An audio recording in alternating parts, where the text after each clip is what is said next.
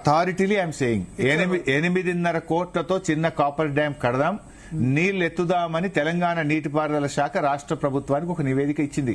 2 సంవత్సరాల క్రితమే ఇచ్చింది. గవర్నమెంట్ వచ్చిన 6 నెలలకే ఇచ్చింది. ఆ నివేదిక ఇచ్చిన వాళ్ళ మీద యాక్షన్ తీసుకొని, బిడ్డ నువ్వు కాళేశ్వరం నడుపుదామని చూస్తున్నావా అని వాళ్ళను బదిలీ చేసి వాళ్ళకి పోస్టింగ్ ఇవ్వకుండా రిటైర్మెంట్ చేసిండ్రు. అంటే మీ కాపర్ డ్యామ్ ఎక్కడ సార్? మేడిగడ్డ ప్యాకేజ్ 7 ఏదైతే మనకి పిల్లర్లు పోయినాయో అక్కడ సమ్మర్ లో కూడా చిన్న కాపర్ డ్యామ్ వేసుకుంటే మనం సమ్మర్ లీన్ ఫ్లోస్ లో ఇప్పుడున్న 16,000 20,000 ఇట్లాంటి లీన్ ఫ్లోస్ లో కూడా నీళ్లు ఎత్తొచ్చు, సెకండ్ క్రాప్ కు నీళ్లు ఇవ్వచ్చు అని చెప్పి అప్పటి నీటిపారుదల శాఖ డిపార్ట్మెంట్ కు లెటర్ ఇచ్చింది. కానీ వీళ్ళు కావాలని ఆ లెటర్ ను తొక్కి పెట్టారు. ఇప్పుడు రిటైర్డ్ ఇంజనీర్లు కూడా అంత స్పష్టంగా చెప్పారు, వాళ్ళని జైలుకు పంపుతా, బెల్ట్ తో కొడతా అనబట్టే. ఇంకెవరు మాట్లాడతారు ఇట్లా మాట్లాడితే? నేను జైలుకు పంపుతా, బెల్ట్ తో కొడతాను ఒక ముఖ్యమంత్రే మాట్లాడితే, పాలకుడే మాట్లాడితే నిపుణులు నోరు తెరుస్తారా? ఇంకా నిపుణులు చెప్తారా మాకెందుకు వచ్చింది అనుకోరా? ప్రభుత్వంతో కొల్లుడు అయిపోయినారు.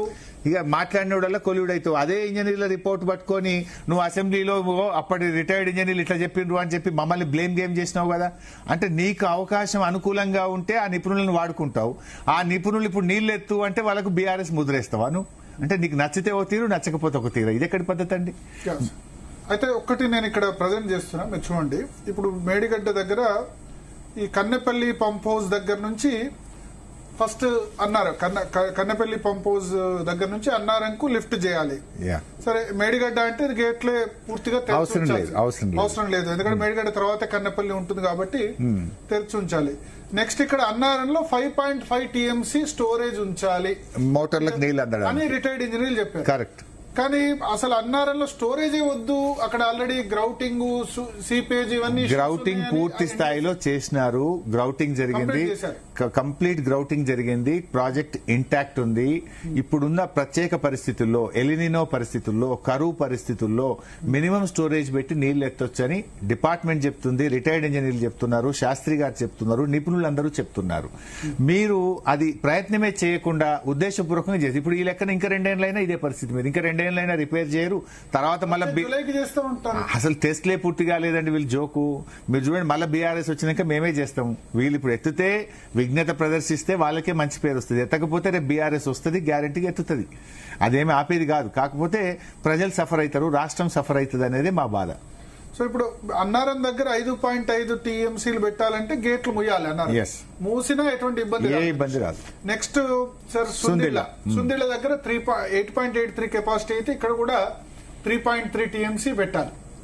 సో ఈ సైమల్టేనియస్ గా పంప్స్ రన్ కావాలి. ఇప్పుడే నడిచినాయి అండి, గతంలో కూడా నడిచినాయి. ఇప్పుడు మీరు చెప్పిన పాయింటే, అక్కడ 5.5, ఇక్కడ 3.3, రెండు కలిపితే 8.8 అంటే 90,000 TMC, 1,00,000 TMC, 29 లక్షల క్యూసెక్లు పోయినప్పుడే భద్రాచలంకి ఏం కావాలి, 1,00,000 క్యూసెక్లకి ఏమైందండి? ఈ 1,00,000 క్యూసెక్లు రివర్స్ పంపింగ్ చేస్తున్న సమయంలో ఈ బ్యారేజీలకు ఏమన్నా అయితే ఈ బ్యారేజీలకైన ఖర్చు, అన్నారం సుందిల బ్యారేజీలకు కానీ లేకపోతే పంప్ హౌస్ కానీ, లేకపోతే పంప్ హౌస్లకు అసలు ఇబ్బంది ఉండదు. పంప్ హౌస్లు పక్కన ఉంటే 29 లక్షల క్యూసెక్లు వచ్చినా పంప్ హౌస్లకు ఏం కాలేదు, ఏమీ కాదు. బ్యారేజ్ కూడా 99.999% ఏమీ జరగదు. కానీ నువ్వు ఆలోచించాల్సింది, ఎలినినో వచ్చి రేపు కరెంట్ ఉత్పత్తి ఆగిపోతే జరిగిపోయే నష్టం ఎంత, మంచినీళ్లు లేకపోతే హైదరాబాద్ లో జరిగే నష్టం ఎంత, పరిశ్రమలు మూతపడితే రాష్ట్ర ఆదాయానికి జరిగే దెబ్బ ఎంత, అది ఆలోచించాలన్నా వద్దా?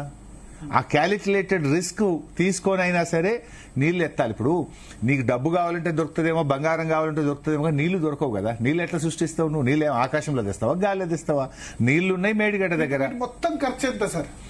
ఆల్ టుగెదర్ 12-13 వేల కోట్లే ఖర్చు అయింది. 3 బ్యారేజీ, సుందిళ్ళ, మేడిగడ్డ బ్యారేజీలు, పంప్ హౌస్లు, సబ్ స్టేషన్ అంతా కలిపితే 12-15 వేల లోపే ఉంటుంది. 12,000 కోట్లు. సో 3 పంప్ హౌస్లకు ఇబ్బందే లేదు, 3 సబ్ స్టేషన్లకు ఇబ్బందే లేదు. ఈ ఉన్నాయల్లో 3 బ్యారేజీలే కదా. ఆ 3 బ్యారేజీల్లో కూడా ఇప్పుడు ఇన్ఫాక్ట్ 29 లక్షల క్యూసెక్ల ఫ్లడ్ వచ్చినప్పుడు కూడా ఈ బ్యారేజీలు ఇంటాక్ట్ అయి ఉన్నాయి కదా. మీరు ఇవాళ కేవలం ఒక నెపంతో ఏదో ఒక కారణం చెప్పి నీళ్ళు ఎత్తద్దు అనే ఒక కుట్ల యత్నం జరుగుతుంది. ఇంకోటి బిఫోర్ దాట్ నేను ఇంకో విషయం చెప్పాలి. ఈ ప్రభుత్వం ఎట్లా ఫెయిల్ అయింది అనడానికి ఒకసారి let us go to Devadula. అంటే ఈ ప్రభుత్వం యొక్క బ్యాడ్ మెయింటెనెన్స్. ఇప్పుడు సమ్మక్క బ్యారేజ్ తీసుకో బాబు, let us open the Sammakka barrage. Sammakka barrage అనేది దేవాదుల ప్రాజెక్ట్ దగ్గర ఆనాడు కేసీఆర్ గారి ప్రభుత్వం నిర్మించింది. అప్పటి కాంగ్రెస్ దేవాదుల బ్యారేజ్ ను దగ్గర బ్యారేజ్ పెట్టలే, వాళ్ళు 160 డేస్ నడుస్తుంది అంటే నీళ్లు లేక 100 డేస్ కూడా నడవలే. మేము ఇప్పుడు బ్యారేజ్ కట్టినాక 300 రోజులు ఈ బ్యారేజ్ కెపాసిటీ 6 టీఎంసీలు. అయితే ఇప్పుడు చూడండి ఈ రోజు ఎంత ఫ్లో ఉంది, 22,100 క్యూసెక్స్ 2 టీఎంసీ పర్ డే పోతుంది. దేవాదుల దగ్గర 10 మోటార్లు ఉన్నాయండి మనకు. ఇప్పుడు ఆడ ఎన్డీఎస్ఏ లేదు, బ్యారేజ్ కూడా బీఆర్ఎస్ఏ కట్టింది కదా సమ్మక్క బ్యారేజ్, అక్కడ ఏ ప్రాబ్లం లేదు, there is no seepage nothing. మీరు అట్లంటే అదే టెక్నాలజీ అదే నది మీద సమ్మక్క బ్యారేజ్ కట్టినాం, మరి అదెందుకు అది కూడా గేట్లు ఓపెన్ పెట్టాలి? మరి సేమ్ టెక్నాలజీతోనే అన్నారం కట్టినాం, సుందిల్ల కట్టినాం, మేడిగడ్డ కట్టినాం, సమ్మక్క బ్యారేజ్ కట్టినాం. మరి సమ్మక్క బ్యారేజ్ గేట్లు క్లోజ్ చేసి ఇలా వాడుకుంటున్నావు కదా, సమ్మక్క బ్యారేజ్ లో ఏ ఇబ్బంది లేదు కదా, సేమ్ టెక్నాలజీ గదే ఇంజనీర్లు గదే టెక్నాలజీతోనే అదే గోదావరి నది మీద కట్టింది కదా, మరి ఈరోజు సమ్మక్క వాడుకుంటున్నావు కదా, సమ్మక్క దగ్గర ఇబ్బంది లేదు కదా. Point number 1. Point number 2, Sammakka దగ్గర ఇప్పుడు ఈ నిమిషానికి 22,100 క్యూసెక్కులు పోతున్నాయి. దేవాదుల ప్రాజెక్ట్ లో 10 మోటార్లు ఉంటాయి, ఈ రోజు నడుస్తున్నాయి 5 మోటార్లు నడుస్తున్నాయి. దేవాదుల ప్రాజెక్ట్ దగ్గర మనకి ఎత్తగలిగేది 2,200 క్యూసెక్కులే, దాని కెపాసిటీ తక్కువ. 1 Kaleshwaram motor is equal to whole Devadula 2,200 క్యూసెక్కులే ఎత్తచ్చు. 5 రోజులు కలిపితే 1 టీఎంసీ వాటర్ 5 రోజులకు 1 టీఎంసీ ఎత్తచ్చు. ఈ రోజు ఎంత ఎత్తుతున్నారు దేవాదుల్లో అంటే 1,183 క్యూసెక్లు ఎత్తుతున్నారు. ఈడ ఎన్డీఎస్ఏ లేదు, మరి ఈడెందుకు ఎత్తలేరు? What is the problem? ఇంత కరువు పరిస్థితి, నిర్లక్ష్యం, కరెంటు కావాలి, పట్టింపు లేదు. దేవాదుల కింద 16 రిజర్వాయర్లు ఉన్నాయి. మీరే ఇప్పుడు వరంగల్ జిల్లాలో -43 ఏమో చదివారు మీరు, -50 వరంగల్ -51, హనుమకొండ -58. సో అత్యల్ప వర్షపాతం అక్కడ ఉంది. ఆ వరంగల్ జిల్లాకే దేవాదుల ద్వారా నీళ్లు వస్తాయి. అక్కడ మీకు చూస్తే 22,000 క్యూసెక్కుల వరద ఉన్నది. నువ్వు ఎత్తేదెంత? నీకు ఉన్న కెపాసిటీ 2,300 క్యూసెక్కులు, నువ్వు ఎత్తుతున్నది ఎంత? 1,100 మాత్రమే ఎత్తుతున్నావు. అంటే ఎంత నిర్లక్ష్యం చెప్పండి. ఇది నేరపూరిత నిర్లక్ష్యం కాదా? ఈడ ఎన్డీఎస్ఏ చెప్పిందా నీకు? గేట్లు మూసుకొనే ఉన్నావు కదా, కావాల్సిన నీళ్లు ఉన్నాయి కదా, ఫ్లో ఉన్నది కదా, మరి ఎందుకు 5 మోటార్లే నడుపుతున్నావు? ఎందుకు 5 మోటార్లు బంద్ పెట్టినావు? ఇరిగేషన్ మినిస్టర్ ఉత్తమ్ కుమార్ రెడ్డి మొన్న పోయి పోజులు కొట్టిరు. అది మేము బయట పెట్టి గట్టిగా ప్రశ్నిస్తే బట్టి గారు, పొంగులేటి గారు, 5-6 మంత్రులు పోయి నీళ్లు ఇస్తున్నాం, వరంగల్ జిల్లా వారిస్తాం, ఇది మా నిజాయితీ, మా కమిట్మెంట్ అని ఆ రోజు 7 మోటార్లు ఆన్ చేసిండ్రు. మిగతా 3 కూడా 2-3 రోజుల్లో స్టార్ట్ చేస్తామన్నారు. ఇవాళ నేను తెలుసుకుంటే 7లో 2 బంద్ అయినాయి, 5 నడుస్తున్నాయి. మిగతా 5 మోటార్లు బంద్ పెట్టినారు. ఇప్పుడు 22,000 క్యూసెక్కుల్లో నువ్వు ఎత్తేది 2,300. అవకాశం ఉంది, బ్యారేజ్ ఉంది, నీళ్లున్నాయి, అయినా కూడా ఎత్తలేరు దేవాదుల. అంటే ఈ కాంగ్రెస్ ప్రభుత్వ పనితీరుని మీరు అర్థం చేసుకోండి, ఎంత నిర్లక్ష్యంగా ఉన్నారు.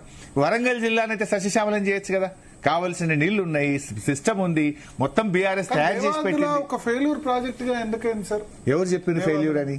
అంటే ఇప్పటికి కూడా మనం అన్నట్టు 5 రోజులకు 1 టీఎంసీ మాత్రమే లిఫ్ట్ చేసే కెపాసిటీ. ఆ రోజు డిజైన్ అప్పటి కాంగ్రెస్ ప్రభుత్వం చేసి సగం విడిచిపెట్టిపోయిండ్రు. ఇన్ఫాక్ట్ దేవాదులలో 3rd టీఎంసీలో ఒక టనల్ కూలిపోయి 3 చనిపోతే ఆ రామప్ప దగ్గర టనల్ ను పక్కకు పెట్టి 2011వ సంవత్సరంలో టనల్ కూలింది. 2014 దాకా కాంగ్రెస్ 3 ఏళ్లు పట్టించుకున్నోడే లేడు.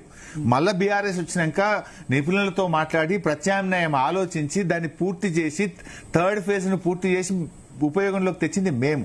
దేవాదుల కింద 3,50,000 ఎకరాలకు బీఆర్ఎస్ హయాంలో సాగునీరు అందించాం. ఇంకో 1,02 లక్షల ఎకరాలకు 2,000 ఎకరాల భూసేకరణ చేస్తే అయిపోతుంది. ఎండ్ ఆఫ్ ద ఇది సిస్టమ్ అంతా రెడీ అయింది. 3.5 లక్షల ఎకరాలకు నీళ్లు ఇచ్చాం. ఇప్పుడు కూడా 3.5 లక్షలకు నీళ్లు ఇచ్చే అవకాశం ఉంది. త్రాగునీరును దేవాదుల ద్వారా వరంగల్ జిల్లా, పార్ట్ ఆఫ్ కరీంనగర్ జిల్లా, పార్ట్ ఆఫ్ నల్గొండ జిల్లా సస్యశ్యామలం చేయొచ్చు. అవకాశం ఉండి నీళ్లు ఎత్తుతలేరంటే మీరు అర్థం చేసుకోండి. ఇప్పుడు కాళేశ్వరం విషయంలో వీళ్ళ నిజాయితీ ఏందనేది ఒక దేవాదుల చూస్తే అర్థమైతుంది. భయపడి నీళ్ళు ఎత్తట్లేదంటారా మీరు? అంటే రీజన్ ఐ డోంట్ నో. మరి కారణం ఏందో వాళ్ళే చెప్పాలి, ప్రభుత్వం సమాధానం చెప్పాలి. పవర్ కాస్ట్ భయపడుతుండ్రా? కావాలని ఒక వరంగల్ జిల్లాల పంటలు పండితే పక్క జిల్లా వాళ్ళు ఏమైనా అనుకుంటారని చెప్పి బంద్ పెడుతున్నారా? ఎందుకు ఎత్తట్లేదు? నీళ్లున్నాయి, సిస్టమ్ ఉంది, మీ బాధ్యత లేదా మీకు? సీజన్ వస్తుంటే వర్షాకాలం కంటే ముందు సిస్టమ్స్ అన్ని ఇంటాక్ట్, మోటార్లన్నీ ఉన్నాయా లేవా అన్ని చూసుకునే బాధ్యత గవర్నమెంట్ కు, ఇంజనీర్లకు లేదా?